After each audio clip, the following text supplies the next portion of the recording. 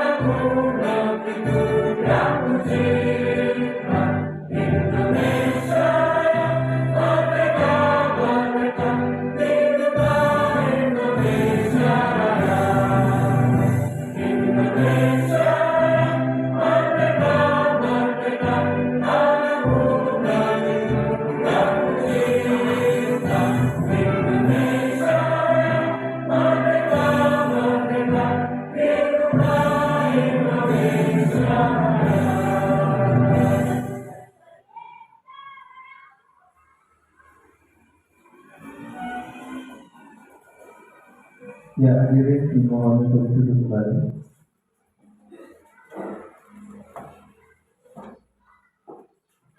Meningkat acara selanjutnya dua acara inti yang akan dipaparkan oleh Bu Yuli mengenai diseminasi budaya positif calon guru penggerak angkatan ke-9 Kabupaten Pringsewu. Kepada Bu Yuli dipersilakan. Assalamualaikum warahmatullahi wabarakatuh. Waalaikumsalam warahmatullahi wabarakatuh. Kami pun Ya yang terhormat Bapak Kepala UPT SDS 1 Karangsari atau yang mewakili, Ibu Kepala Sekolah UPT SDS 1 Pasir Bogor yang saya hormati, dan Bapak Ibu guru hebat yang saya banggakan. Sebelumnya saya ingin menyapa dulu selamat datang para Bapak Ibu hebat. Mari belajar bersama, berkolaborasi, saling mendukung demi mewujudkan disiplin positif di sekolah kita tercinta. Baik, akan saya mulai ya, Mbak. Tolong dibantu. Langsung menggurui, saya di sini bermaksud membagikan sedikit informasi untuk kita bersama maju dan memperbaiki pendidikan kita di Indonesia ini agar semakin baik lagi. Hari ini saya akan melakukan diseminasi budaya positif sebagai tugas calon guru penggerak angkatan 9 UPT SDS di Karangsari. Sebelum saya mulai, saya ingin bertanya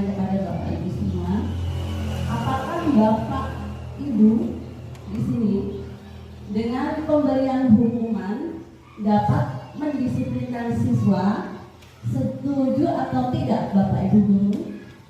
Setuju. Kok cuma satu? Saya ulangi lagi ya. Pemberian hukuman dapat mendisiplinkan siswa. Setuju atau tidak? Setuju. Oke. Lanjutkan. Memberikan solusi untuk siswa yang bermasalah. Setuju atau tidak? Setuju. Selanjutnya, pemberian hadiah bisa meningkatkan prestasi siswa. Setuju. Selanjutnya, guru berperan sebagai teman bagi siswa. Setuju atau tidak? Setuju. Tidak ada jawaban lain? Tidak. Oke, kalau tidak kita akan mengetahui apakah jawaban Bapak Ibu ini sekalian benar atau tidak nanti di ujung dari kegiatan kita ini. Ya, Pak, boleh dilanjutkan. Apa itu budaya positif? Budaya positif adalah perwujudan dari nilai-nilai atau keyakinan universal yang diterapkan di sekolah. Kemudian konsep utama dalam budaya positif itu ada satu, perubahan paradigma belajar. Yang kedua, disiplin positif. Yang ketiga, kebutuhan dasar manusia. Yang keempat, motivasi perilaku manusia. Yang kelima, posisi kontrol restitusi. Yang keenam, keyakinan kelas. Dan yang selanjutnya, segitiga restitusi. Kita mulai dari yang pertama dulu ya. Di sini yang pertama, pembelajaran paradigma baru. Pembelajaran dengan paradigma baru dirancang berdasarkan prinsip pembelajaran yang berdiferensiasi. Mungkin sudah ada yang menerapkan ya Bapak Ibu. Sehingga setiap siswa belajar sesuai dengan kebutuhan dari tahap perkembangannya untuk mewujudkan profil pelajar Pancasila. Nah, profil pelajar Pancasila itu apa saja, Bapak Ibu? Ada 6 ya. Apa saja? Beriman, bertakwa kepada Tuhan yang Maha Esa dan berakhlak mulia. Kemudian berkebinaan global boleh, loncat dulu nggak apa-apa. Kemudian mandiri ya, lagi bernalar kritis, kemudian kreatif dan bergotong royong. Oke, ya. Kita masuk ke budaya positif bagian disiplinnya. Apa itu disiplin positif? Disiplin positif merupakan pendekatan mendidik anak untuk melakukan kontrol diri dan pembentukan kepercayaan diri. Jadi anak itu nanti mempunyai kepercayaan diri dan mempunyai kontrol pada dirinya sendiri. Dalam budaya kita, makna disiplin dimaknai menjadi sesuatu yang dilakukan seseorang pada orang lain untuk mendapatkan kepatuhan. Benar atau tidak Ibu, Bapak? Ya, karena kita berharap dengan mendisiplinkan anak itu akan menjadi patuh. Kita cenderung menghubungkan kata disiplin dengan ketidaknyamanan. Mengapa demikian? Karena tidak enak rasanya. Iya. Biasanya kedisiplinan itu tidak nyaman karena pasti ada hukuman. Kemudian sebagian pendidik tujuan kita adalah menciptakan anak-anak yang memiliki disiplin diri sehingga mereka bisa berperilaku dengan mengacu pada nilai-nilai kebajikan universal dan memiliki motivasi intrinsik bukan ekstrinsik. Ada yang belum tahu apa itu motivasi intrinsik dan ekstrinsik? Belum? Bisa jelaskan? Ada yang mau mencoba menjelaskan aja? Mungkin Bu siapa namanya? Riana mau menjawab? Pengetahuan saya, Bu, motivasi intrinsik itu motivasi yang ada dalam diri seseorang. Itu kaitannya berarti keinginan diri untuk berubah itu dari dalam. Gitu. Kalau motivasi ekstrinsik itu motivasinya berasal dari luar, biasanya dorongan dari orang lain gitu. Iya, kasih hapus dulu buat Riana. Ada yang mau menambahkan? Universal itu maksudnya kebajikan universal. Ya, nanti akan kita bahas selanjutnya. Ada lagi yang mau menambahkan? Cukup, Mbak Retno? Jadi benar apa yang disampaikan oleh Bu Riana tadi, bahwa motivasi intrinsik itu datangnya dari dalam diri. Kalau ekstrinsik itu dari luar, yang mendorong kita melakukan sesuatu.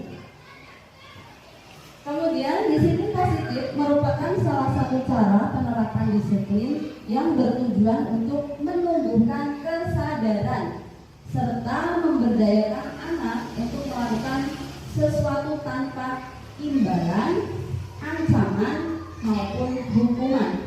Sudahkah dilakukan Bapak Ibu? Tanpa ancaman dan Tanpa ancaman. Yang utama, tanpa imbalan, tanpa ancaman maupun hukuman. Sama. Yang biasa terjadi seperti itu. Kemudian selanjutnya, Mas.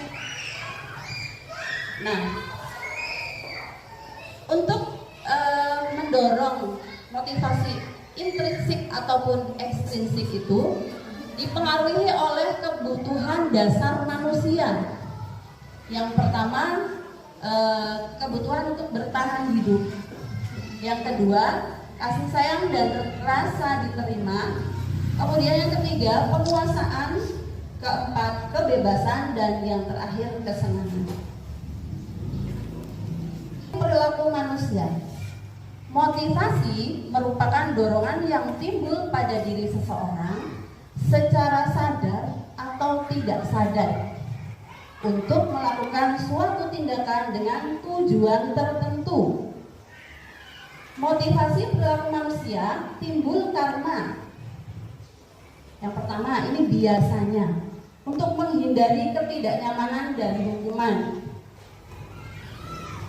Di situ biasanya murid melakukan disiplin diri karena ia takut dihukum. Murid ini merupakan motivasi. Kalau takut dihukum berarti dari mana? Dari luar, karena ada pengaruh dari gurunya ya. Kemudian faktor yang kedua, mendapatkan imbalan atau penghargaan dari orang lain. Ini tadi salah satunya. Murid melakukan disiplin diri karena ia ingin mendapat imbalan. Berikutnya, menghargai nilai-nilai kebajikan diri sendiri. Maksudnya di sini nilai-nilai kebajikan, nilai-nilai kebaikan yang ada di diri kita, di dalam diri kita yang mungkin selama ini belum terjadi. Biasanya murid melakukan disiplin diri karena sadar akan nilai kebajikan dirinya. Ini merupakan motivasi intrinsik. Iya, benar sekali. Kemudian selanjutnya ada dua konsep. Yang pertama, konsep disiplin dengan identitas gagal. Yang kedua, ada konsep disiplin dengan identitas sukses. Kita maunya yang mana, Bu? Sukses. Sukses, oke. Kalau yang gagal, sebaiknya diapakan? Jangan dilakukan. Ditinggalkan. Kita akan masuk ke babak baru, ke konsep disiplin yang dengan identitas sukses.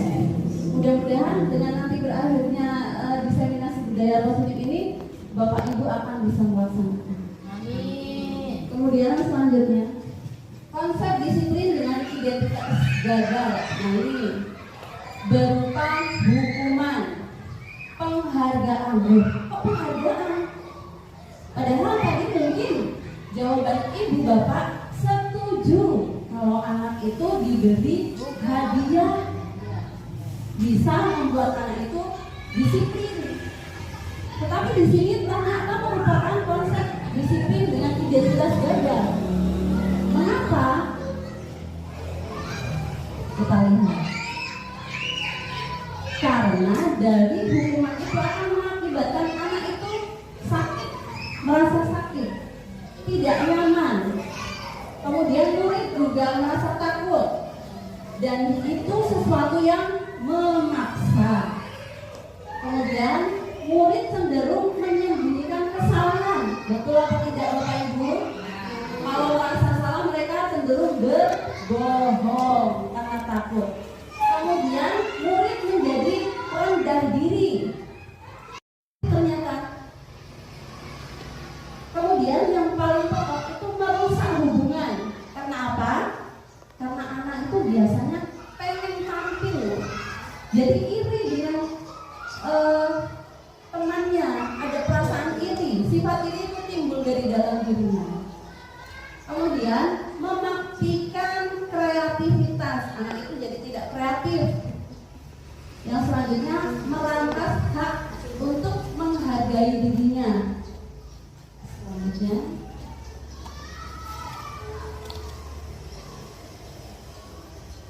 kali saya terapkan, tapi mungkin memang harus butuh dukungan dari semua pihak, dan ini yang akan kita lakukan ke depannya. Mudah-mudahan ya Bapak Ibu. Jadi identitas sukses itu bisa terlaksana dengan konsekuensi dan restitusi. Dan konsekuensi itu membuat penguatan jangka pendek dalam waktu yang tidak lama, tidak sampai bertahun-tahun, itu bisa menjadi penguatan pada saat itu. Lebih baik dibandingkan dari hukuman dan imbalan tadi.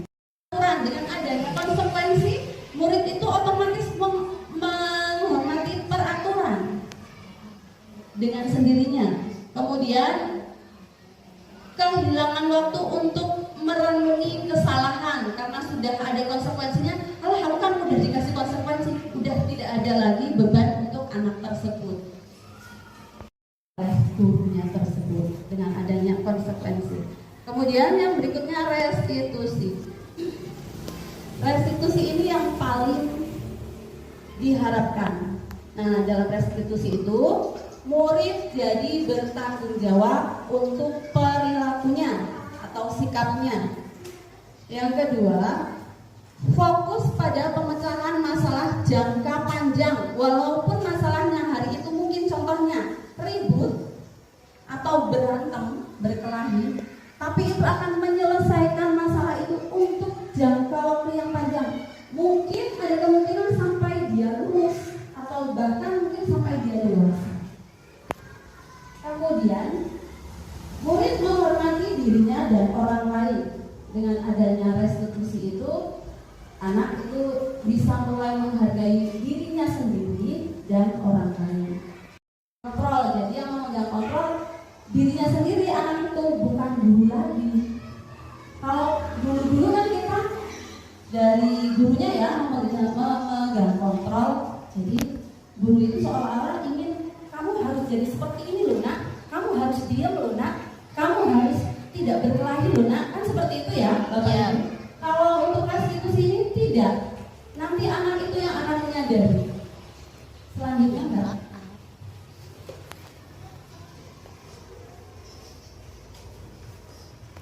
Konsep disiplin pendekatan restitusi. Nah, sekarang kita masuk ke restitusi itu apa? Restitusi adalah proses menciptakan kondisi bagi murid untuk memperbaiki kesalahan mereka, sehingga mereka bisa kembali pada kelompok mereka dengan karakter yang lebih kuat. Menurut dosen tahun 2004. Kemudian untuk ciri-cirinya, kalau restitusi itu bukan menebus kesalahan. Selama ini murid-murid kita itu sebenarnya menebus kesalahan. Karena mencontek dihukum. Ya. Kemudian Restitusi itu memperbaiki hubungan. Tidak ada lagi yang ini-inian, tidak ada lagi yang berantem nakal-nakalan, tidak ada lagi, insya Allah. Kemudian tawaran bukan paksaan. Jadi ini restitusi ini tawaran bukan paksaan seperti kita biasanya. Kamu harus cuci toilet atau kamu harus ambil sampah seperti itu. Kalau ini menawarkan kepada anak, nanti ada caranya, akan ada contohnya. Kemudian menuntun untuk melihat ke dalam diri. Jadi anak itu bisa menyadari sendiri bahwa oh saya salah, oh saya harus begini. Itu nantinya akan seperti itu. Kemudian mencari kebutuhan dasar yang mendasari tindakan. Nah, semuanya anak itu ribut karena pinjam pensil dengan temannya, jadi rebutan. Nah, itu nanti ada anak itu akan menyadari bahwa dia membutuhkan ini loh sebenarnya, tapi gurunya nggak tahu. Nah, kemudian yang selanjutnya fokus pada karakter, bukan tindakan. Jadi kita berfokus kepada karakter anak ya, Bapak Ibu, bukan tindakan mendisiplinkan anaknya, tapi kita membentuk anaknya supaya karakter mereka menjadi anak yang disiplin. Bukan kita mendisiplinkan anak. Kemudian menguatkan dan fokus pada solusi. Kita fokusnya ke solusi. Kalau yang kemarin mungkin yang penting bocahnya orang ibu. Nah, sekarang kita lihat perbedaannya. Yang terjadi ketika guru menerapkan hukuman, konsekuensi sama restitusi itu ada perbedaannya. Ini di sini saya ambil contoh murid membuang sampah sembarangan. Mohon maaf, ini karena saya kemarin buatnya di sekolah seperti itu, jadi saya buatkan contoh seperti itu. Guru marah dan murid menjadi takut. Ya tidak Bapak Ibu? Iya. Karena kita pasti teriak, hei, buang sampah sembarangan, buang sampah. Kan seperti itu. Iya. Ya, biasanya seperti itu. Itu saya. Sama. Kemudian untuk konsekuensi, maaf itu kurang si ya, konsekuensi. Biasanya guru memberikan konsekuensi untuk menyapu dan membersihkan sampah tersebut, ya tidak? Ya. Karena di sini kasusnya membuang sampah sembarangan. Jadi biasanya solusi dari guru itu memberikan konsekuensi berupa menyapu dan membersihkan sampah tersebut. Kemudian guru bersikap tegas dan selalu menghormati peraturan. Dengan seperti itu guru mencerminkan dia tegas terhadap peraturan.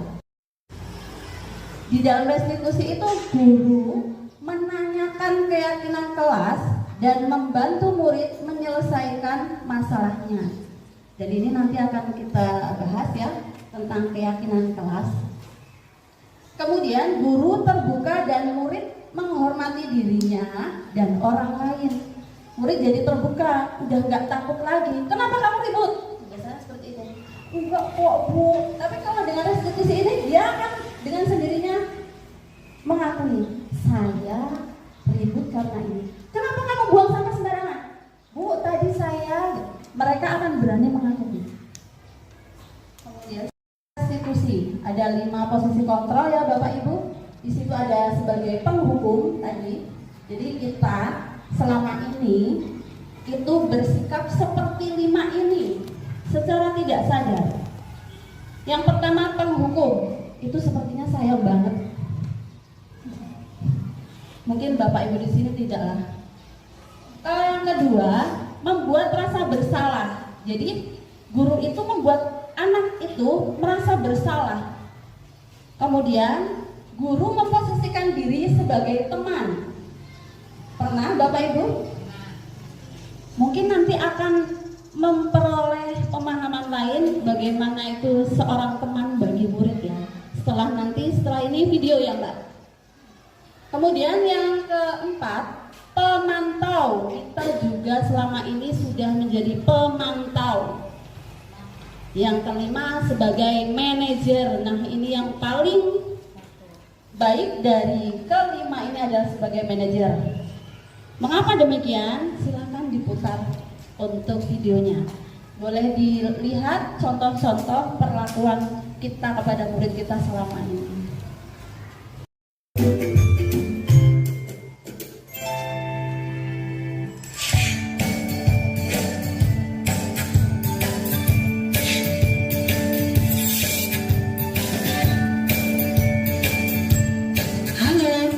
Bapak Ibu Guru calon guru penggerak. Video ini akan menampilkan 5 adegan interaksi guru dan murid. Silakan menonton dan merefleksikannya.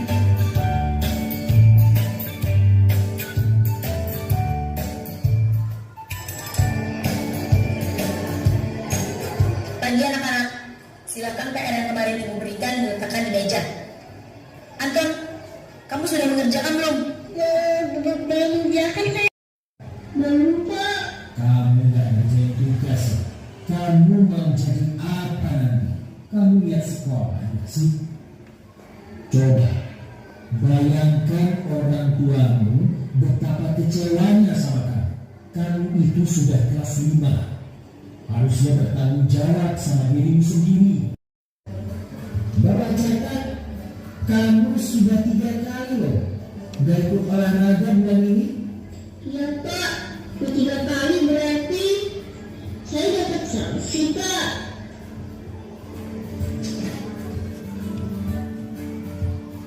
Ini, Bu, saya belum punya tugas. Maaf ya, Bu, saya terlambat mengumpulkan tugas. Kenapa kamu terlambat mengumpulkan tugas? Iya, Bu, saya tiap sore bantu Ibu jaga warung. Gak sempat mengumpulkan tugas. Kira-kira nih, apa yang bisa kamu perbaiki supaya kamu bisa mengerjakan tugas tepat waktu? Coba, kapan biasanya kamu membantu ibu jualan? Teman-teman sambil malam-malam, Bu. Bagaimana kalau kamu membuat jadwal? Kapan kamu akan mengerjakan tugas? Oh gitu ya, Bu. Saya coba deh, Bu. Terima kasih, Bu. Kita simak videonya ada 5 ya. A, B, C, D, dan E. Menurut Bapak Ibu yang paling tepat yang mana? 5. Ya? Ya? Apakah Bapak Ibu sudah melakukannya? Belum. Sudah kan? Kadang-kadang kita terkecoh dengan bersikap sebagai teman ya Bapak Ibu. Mungkin maksud kita ini ingin merangkul anak itu biar nyaman, tetapi ternyata ada efeknya. Tadi Ibu memperhatikan Ya. ketika kita bersikap sebagai teman, anak itu tidak menghargai kita. Ya tidak? Ya. Malah bahasa Jawanya nggak dipakai. Ya. Ya. Dumeh gurune cedek terus jadi andalan. Kayaknya sudah mulai bosan. Saya ingin punya tebak-tebakan. Kira-kira Bapak Ibu bisa jawab nggak ya? Jadi ini clue-nya biasanya kalau ada 2 orang ketiga itu menjadi sesuatu yang sangat tidak diinginkan. Tetapi di sini saya mengangkat orang ketiga. Clue-nya orang ketiga jangan dilupakan, ya. Jadi di sini contohnya, saya mau duduk di sini. Di antara Bapak Alifan dan Bu Yuliasi, orang ketiganya adalah Pak Gari Chandra. Betul atau tidak? Betul. Betul atau tidak? Betul. Kemudian saya mau contohkan Bapak Ibu di sini. Di antara Bu Riana dengan Bu Ida, orang ketiganya adalah Bu Tursila. Betul apa salah? Betul apa salah? Betul. Orang ketiganya adalah siapa? Bu Ida.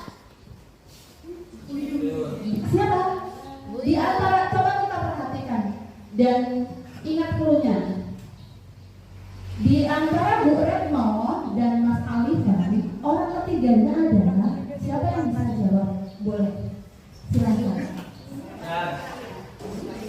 Clue-nya tadi dibilangin Bu apa Pak? Clue Ya Mas Gali. Mas Gali sama Bu. Mas Gali dan Bu Tursila. Benar menurut Bapak Ibu benar? Yakin ke? Benar? Benar. Benar atau salah?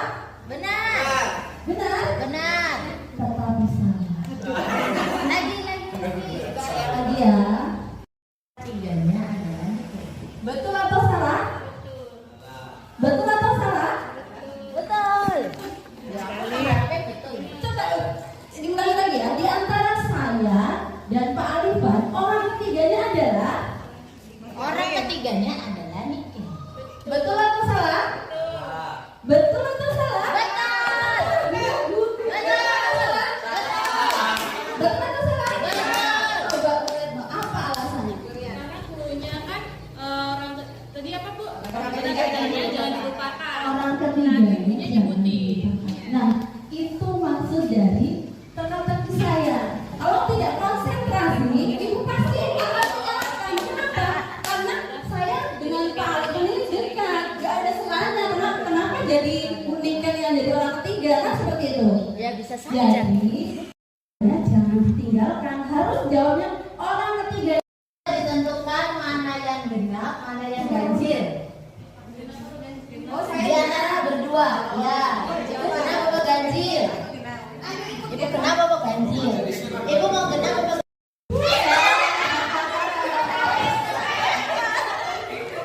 Ya, siapa yang salah? Tadi ibu genap, saya ganjil ya. Berarti ibu yang mengenap saya, ya. 7, 8, 9, 10, 11, 15. Kalau tidak, Kelas, bukan peraturan saja.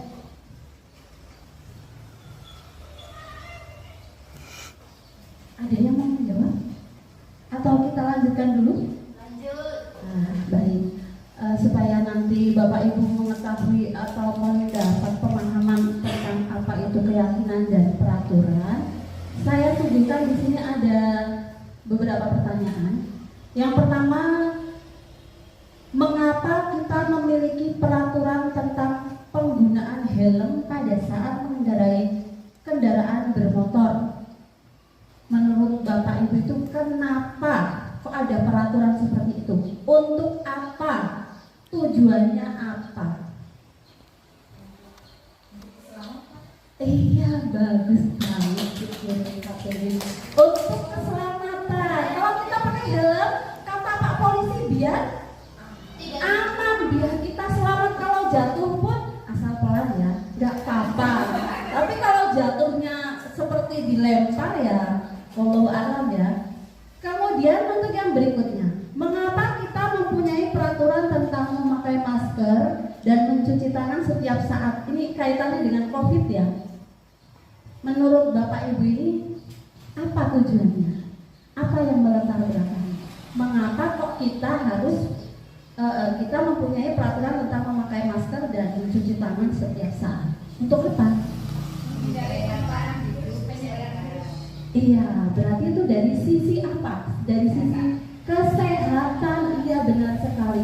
Jadi dari dua pertanyaan itu, yang pertama adalah sebagai keselamatan, yang kedua sebagai apa? Kesehatan. Dari sisi kesehatan itu yang namanya keyakinan. Jadi kita yakin bahwa kalau kita pakai helm, kita insya Allah selamat. Kalau kita pakai masker, kita cuci tangan, insya Allah kita sehat. Seperti itu. Itu yang dinamakan keyakinan. Kita mengakui dengan sepenuh hati bahwa itu benar. Kalau kita sudah punya keyakinan seperti itu, dengan sendirinya kita akan melaksanakan. Coba, kalau kita sudah tahu dan menyadari sepenuhnya, kok nek gak nganggo helm, akhir dari sekolah yang ngopo ketipu, dia anakku, kan gitu. Ada proses berpikir ulang untuk melanggar peraturan. Padahal itu tujuannya peraturan ya, itu adalah sebuah peraturan. Tapi itu bisa menggerakkan hati dan pikiran kita. Kita tahu kalau itu keyakinan. Kemudian dengan kita mencuci tangan kita akan sehat. Nanti kalau nggak cuci tangan, nggak pakai masker, jatuh kena COVID, kan seperti itu. Waktu itu, kalau sekarang nanti aku jadi batuk pilek dan sebagainya. Nah, jadi intinya keyakinan adalah sesuatu yang kita sadari sepenuhnya dari dalam hati. Contohnya itu tadi tentang keselamatan dan kesehatan. Kemudian untuk peraturan, kalau peraturan itu contohnya wajib memakai helm pada saat mengendarai kendaraan bermotor. Ya, tidak seperti itu bentuknya, Bu. Wajib memakai helm pada saat mengendarai kendaraan bermotor. Benar itu peraturan? Benar. Kemudian wajib menggunakan masker pada saat berada dalam kerumunan. Tetapi menurut Bapak Ibu, mana yang paling efektif? Keyakinan. Mana? Dari tadi kok berpikiran terus. Mas Alifan nggak mau jawab.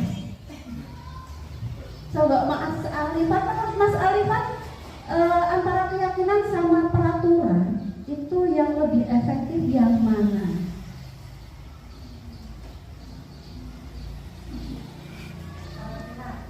Bu, siapa namanya Bu? Mohon maaf, Bu Neli, peraturan. Ya. Saya mau bertanya sekarang untuk Bu Riana, mengapa memilih keyakinan? Silakan boleh dijawab. Karena jadi yakin. Sebenarnya sudah berkali-kali saya Karena membuat sadar dia. membuat sadar. Oke, ada yang mau menambahkan? Mas Gali mungkin? Kalau Bu Neli, kok memilih peraturan? Ya, kenapa? Karena peraturan itu bersifat memaksa, ada aturannya, jadi ada rambu-rambunya ya. Membenarkan atau menyalahkan, tetapi Bapak Ibu bisa mengoreksi sendiri. Jadi kalau untuk keyakinan itu pasti akan bertahan lama dan orang itu akan melakukan dengan sendirinya. Tetapi beda halnya apabila kita berpatokan pada peraturan. Menurut saya adalah ketetapan yang mungkin dilakukan tanpa ada obrolan dengan si pelaku. Dan itu bisa dibuat oleh hanya guru saja mungkin kelas. Tapi kalau keyakinan sudah ada kesepakatan, tapi akhirnya guru dan siswa sebagai warga kelas berusaha untuk melaksanakan dengan keyakinan dan niat dari hatinya. Karena menurut saya peraturan dengan keyakinan itu, kalau yang sudah terjadi itu banyaknya peraturannya dulu baru keyakinan. Karena kalau keyakinan itu kita tuh tahu itu aturannya, tapi yakinnya itu butuh proses kalau menurut saya. Suatu keyakinan itu adalah fondasi, karena keyakinan itu berdasarkan kesadaran. Kalau peraturan, benar yang disampaikan oleh Bu Ani. Kadang peraturan itu dibuat tanpa meminta persetujuan atau berdiskusi. Peraturan itu biasanya saklek. Mau nggak mau sudah dibuat peraturan, jadi harus mau. Tetapi alangkah banyaknya orang yang melanggar.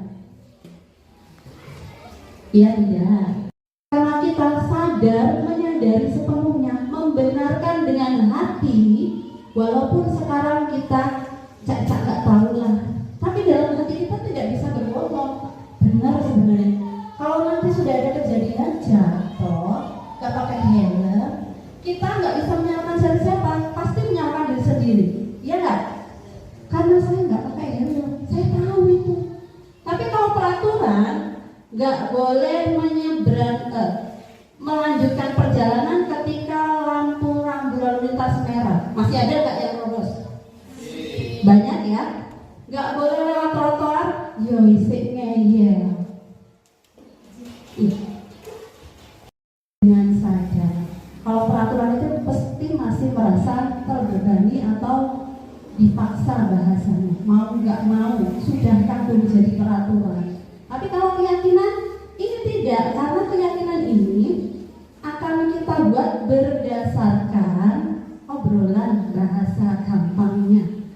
Kita ngobrol, yuk anak-anak, menurut kalian apa yang perlu dibuat keyakinan ketika kita sedang belajar?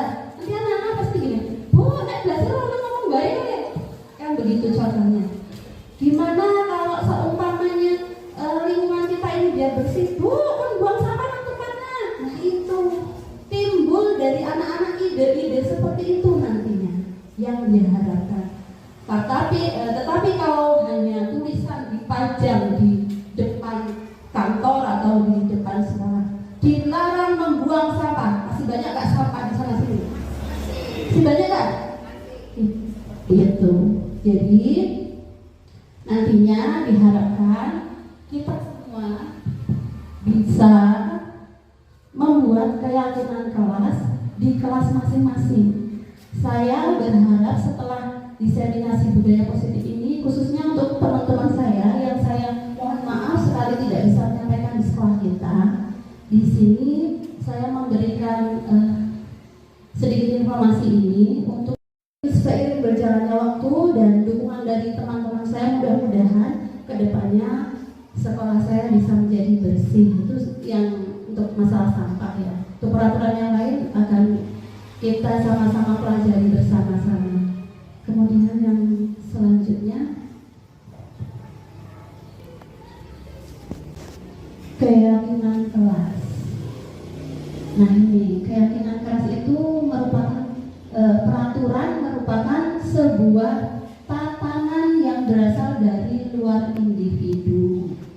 Sedangkan keyakinan tadi sudah disebutkan ya, kalau peraturan dari luar individu, bukan dari kita.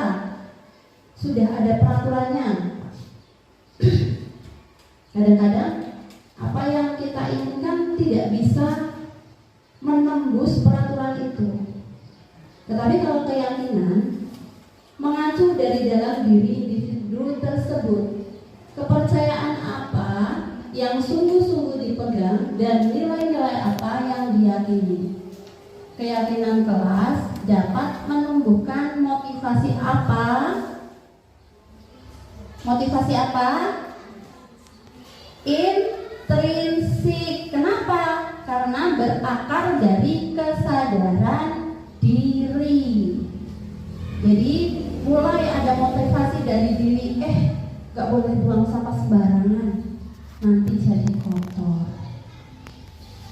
Gak boleh berantem, nanti menyakiti teman, dan sebagainya. Kemudian selanjutnya,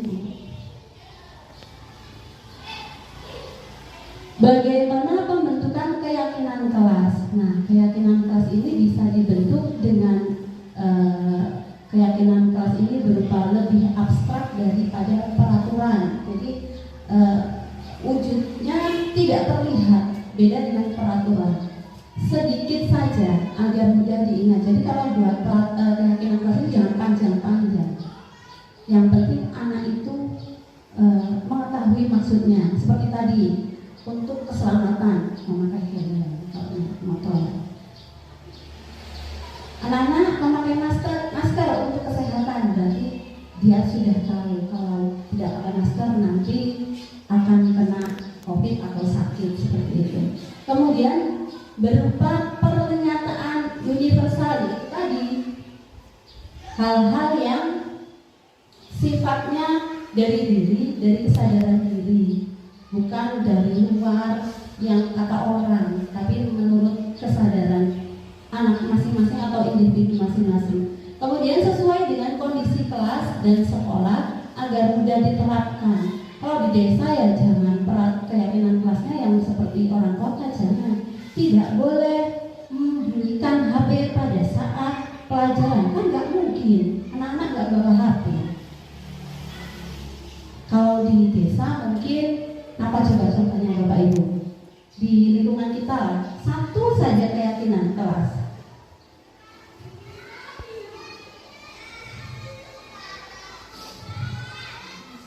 Apa? Pak Alifan? Ada? Keyakinan kelas yang bisa disebutkan contohnya satu saja.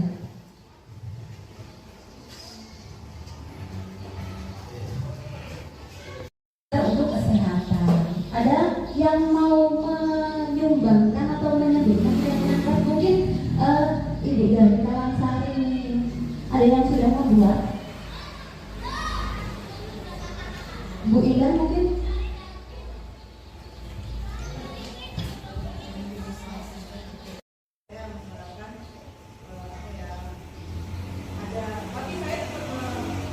Ada hukuman yang tapi hukuman menurut saya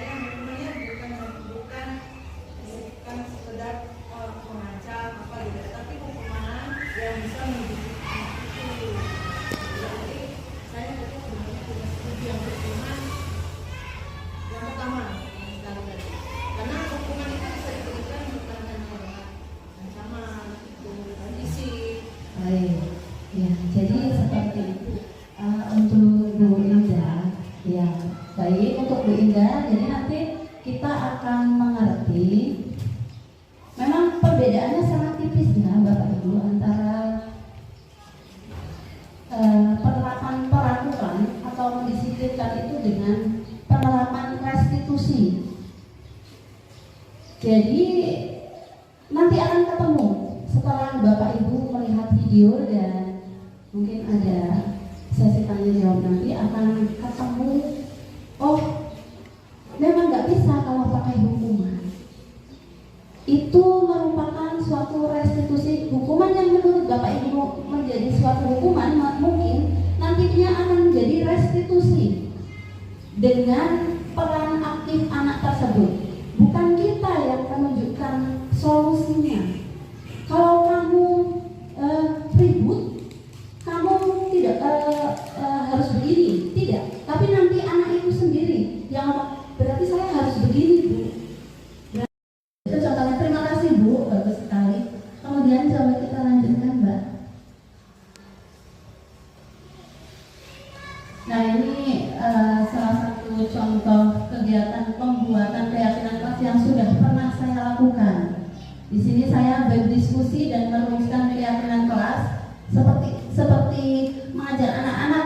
Ayo anak-anak kita buat keyakinan kelas menurut kalian. Tetapi sebelumnya anak-anak itu diberi pemahaman seperti saat ini saya memberikan pemahaman kepada Bapak Ibu semua. Bahwa keyakinan kelas itu seperti ini loh. Ya yang pakai helm itu, yang pakai masker itu pemahaman itu kita sampaikan dulu kepada anak-anak. Jadi anak-anak itu tahu keyakinan itu bentuknya seperti apa. Setelah itu kami berdiskusi untuk merumuskan keyakinan kelas. Setelah itu kami membuat bersama, karena anak kelas 3 ya. Jadi biarkan mereka nempel-nempel ini hasilnya, tempel-tempelan itu. Di situ ada bentuk keyakinan kelasnya, ada konsekuensi juga pernah saya buat, tetapi memang tidak efektif kalau konsekuensi. Selanjutnya, Mbak. Nah, kita masuk ke segitiga restitusi. Ini yang saya sebutkan tadi. Jadi segitiga restitusi itu adalah proses untuk menerapkan restitusi di sekolah kita masing-masing nanti, di kelas mungkin. Untuk tahap awal. Nah, di sini segitiga restitusi itu ada 3 tahap. Yang pertama, menstabilkan identitas. Yang kedua, menanyakan keyakinan. Yang ketiga, validasi tindakan yang salah. Di sini untuk menstabilkan identitas itu kita semua akan melakukan hal yang terbaik bisa kita lakukan. Biasanya seperti itu. Biar stabil kita punya dorongan untuk melakukan hal yang terbaik yang bisa kita lakukan, walaupun mungkin menurut orang itu belum baik, tapi sudah ada usaha ke situ. Kemudian semua perilaku memiliki alasan. Nah, biasanya anak itu ribut itu pasti punya alasan. Nah itu nanti yang kita gali. Kenapa lu nak kamu kok ribut? Kenapa lu nak kok kamu buang sampahnya sembarangan? Kenapa lu nak kamu kok berantem? Dan sebagainya. Kemudian kita semua memiliki motivasi internal. Nah, kita akan menanyakan keyakinan kelas ketika kita sudah melakukan suatu yang menurut kita salah atau menurut guru kita salah. Kita akan menggali motivasi internal kita tanpa disadari. Bukan hanya kita, anak murid kita juga seperti itu. Ini tidak monoton hanya untuk murid. Bisa kita refleksikan kepada kita sebagai guru ataupun pribadi individu. Selanjutnya. Nah ini contoh penerapan segitiga restitusi. Ini sudah melalui tahap validasi dan menanyakan keyakinan, ada semua di sini, silahkan boleh disimak. Kemudian nanti setelah ini selesai, video ini selesai juga paparan yang saya berikan. Jadi boleh nanti ada sesi tanya.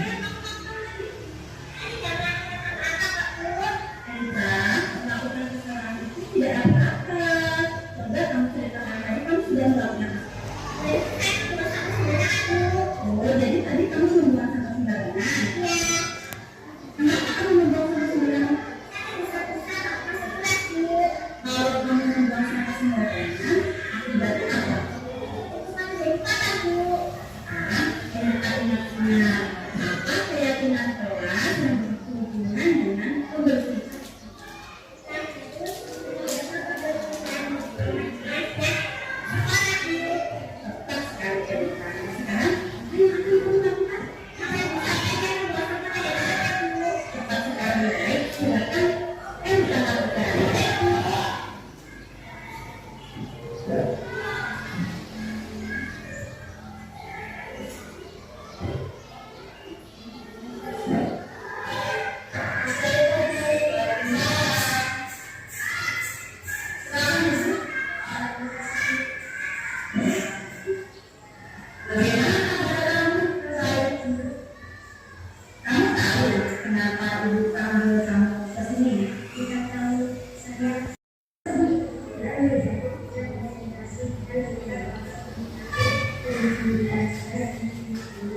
Coba diingat, keyakinan apa di kelas kita yang berhubungan dengan suasana kelas pada saat pembelajaran berlangsung.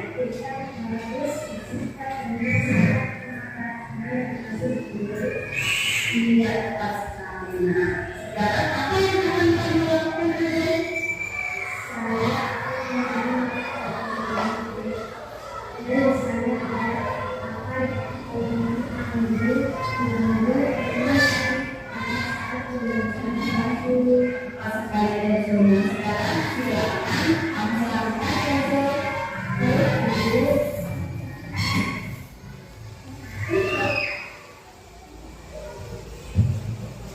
Jadi itu salah satu contoh dari penerapan segitiga restitusi. Ada pertanyaan tentang mengapa kamu melakukan hal itu, kemudian ada sesi anak itu mengeluarkan pendapatnya, menjawab pertanyaan dengan apa adanya karena memang ia melakukan hal itu, tidak takut. Padahal biasanya kalau ditanya kan langsung enggak deh, itu aku, itu aku, seperti itu. Nah, ini yang diharapkan dari restitusi. Ada obrolan yang membuat anak-anak itu nyaman. Sampai di sini ada yang mau bertanya? Ya, terima kasih hasil pemaparan materi dari Warahmatullahi wabarakatuh. Izin bertanya Bu Yuli Riasih. Pertanyaan saya, Coba berikan contoh dan ungkapan pertanyaan-pertanyaan yang dapat kita gunakan pada saat melakukan penerapan segitiga restitusi. Cukup untuk pertanyaannya. Saya akhiri. Wassalamualaikum warahmatullahi wabarakatuh. Waalaikumsalam. Baik, terima kasih Ibu Leli. Pertanyaannya ini pas banget menuju ke sasaran. Jadi tadi jangan pada fase-fase restitusi. Nah, di sini untuk menstabilkan identitas kita bisa ngomong seperti ini, berbuat salah itu tidak apa-apa. Nah, itu termasuk ke dalam menstabilkan identitas. Kemudian boleh juga tidak ada manusia yang sempurna, atau saya ingin mencari solusi dari permasalahan ini. Itu juga bisa digunakan untuk menstabilkan identitas. Kemudian di tahap validasi tindakan yang salah, itu pertanyaannya berupa seperti ini. Kamu pasti mempunyai alasan mengapa melakukan hal tersebut. Itu langkah validasi tindakan. Jadi apa yang melatar belakangi anak itu. Kemudian bisa juga dengan ungkapan iya, bisa terlihat kamu merasa bangga terhadap hasil yang kamu dapatkan. Tapi ada hal yang jadinya merugikan orang lain, begitu. Jadi anak itu tidak merasa bersalah, gitu. Kemudian untuk menanyakan keyakinan, bentuk kalimatnya, pertanyaannya, kalimat tanyanya,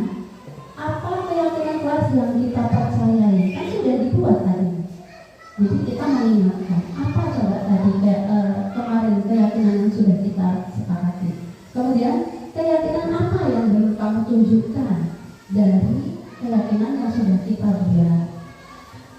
Yang selanjutnya, apakah tindakannya mencerminkan keyakinan kelas tersebut?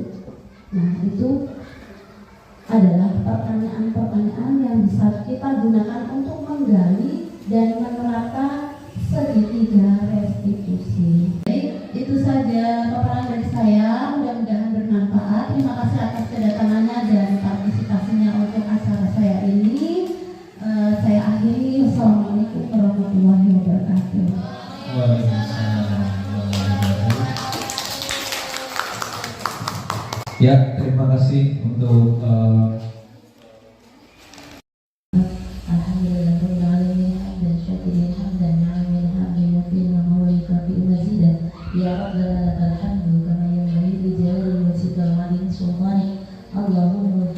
terima kasih juga hadirin yang sudah bersemangat untuk hadir. Assalamualaikum warahmatullahi wabarakatuh.